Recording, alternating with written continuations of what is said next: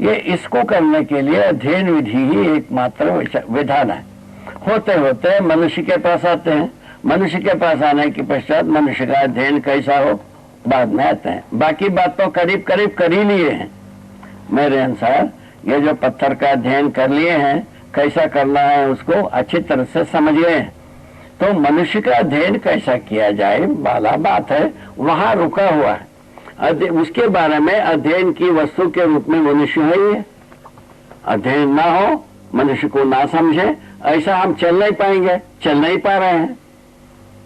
चला तो चल नहीं पाने की जगह में आ चुके, चले हैं तो यदि अध्ययन किए बिना चल नहीं सकते हैं, ये निर्णय हम ले सकते हैं।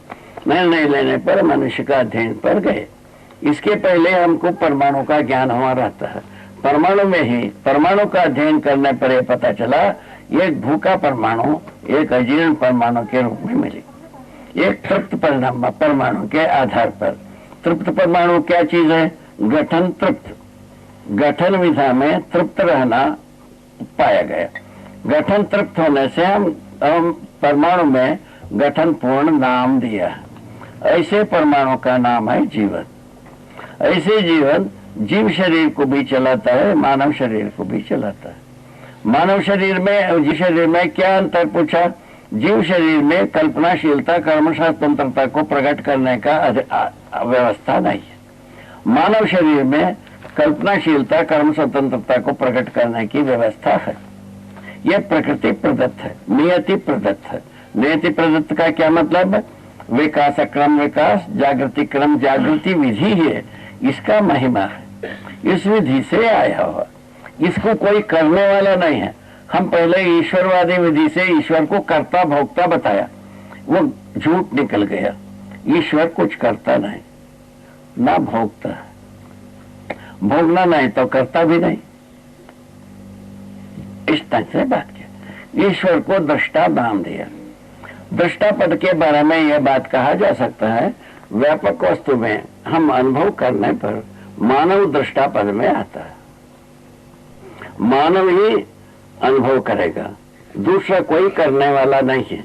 इस अस्तित्व में कोई चीज ऐसा नहीं है अस्तित्व में अनुभव करें, ऐसा कोई वस्तु ही नहीं है मानव को छोड़ करके। इसीलिए ज्ञानावस्था के पद में हमने पहचाना। ऐसी स्थिति में मानव अस्तित्व में अनुभव करने योग्य है, ये पता चला। ये पता चलने पर कैसा अनुभव कैसा करेगा, ये बात प्रश्न आता है। शुरुआत वहां से होता है परमाणु से। परमाणु के क्रम में, परमाणु गठन क्रम में अनेक अंश, माने कम से कम 2 अंश का एक गठन होता है। उसके बाद 3, 4, 275 अंश का भी होता है। और उसी के साथ साथ 1 परिवेश, 2 परिवेश, 3 परिवेश, 7 परिवेश तक एक एक परमाणु में होता है। ये देखा गया। इन 7 परिवेश में जो होते हैं वो अजीर्ण परिवेश होते हैं, अजीर्ण परमाणु होते हैं। अजीर्ण परमाणु में क्या देखा? वो कुछ अंशों को बहिर्गत करने की प्रयत्न में रहते हैं। भूखे परमाणु में क्या देखा? कुछ अंशों को ग्रहण करने के प्रयत्न में रहते हैं, ये देखा। तृप्त परमाणु में क्या देखा? निरंतर एक साथ बने रहने की प्रवृत्ति को देखा। ये तृप्त परमाणु का मतलब हुआ सदा सदा के लिए निरंतर एक साथ रहने की व्यवस्था बन गई। ये एक साथ रहने की व्यवस्था बनने से जीवन को हम अमर कह सकते हैं। जीवन की अमरत्व को पहचानना मानव तृप्ति का स्रोत, ठीक है। शरीर का नश्वरत्व और जीवन का अमरत्व, ये दोनों समझ में आने से मानव पद में मानव निश्चिंत होकर विश्वास पूर्वक समझदारी को दूसरों को समझ सकता है। ये यदि समझ में नहीं आएगा, कोई समझाने के लिए नहीं जाएगा। जीवन का अमरत्व, शरीर का नश्वरत्व, ये दोनों समझ में आने के बाद ही इसका नाम हम विवेक नाम दिया है। पहले क्या दिया था हमारे बुजुर्गों ने? शरीर का नश्वरत्व, आत्मा का अमरत्व बताया।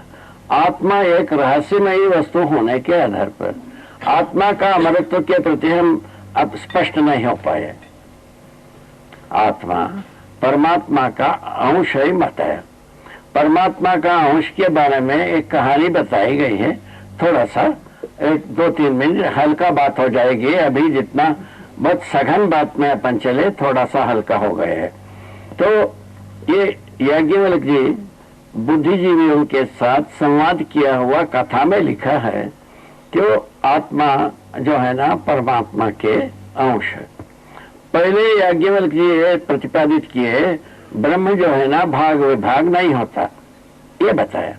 उसके बाद ये बताया जीवों के हृदय में आत्मा के रूप में बैठा है, ये बताया। कौन? याज्ञवल्क जी। तब बुद्धिजीवियों ने अटैक किया कि भाई तुम पहले कहा था भाग विभाग नहीं होता है, अभी तुम कह रहे हो सभी जीवों के हृदय में बैठ गया, इसका मतलब हुआ तुम्हारा ब्रह्म भाग विभाग होता है। और उन्होंने अनेक प्रकार से वो मैंने अवहेलना किया, नास्तिक पास्तिक जो कुछ भी वो कहा करके कहा तुम लोग को समझ में नहीं आता है, तुम लोग बेवकूफ हो। ये बताते हुए ये बताया कि भाई घटपट न्याय से होता है।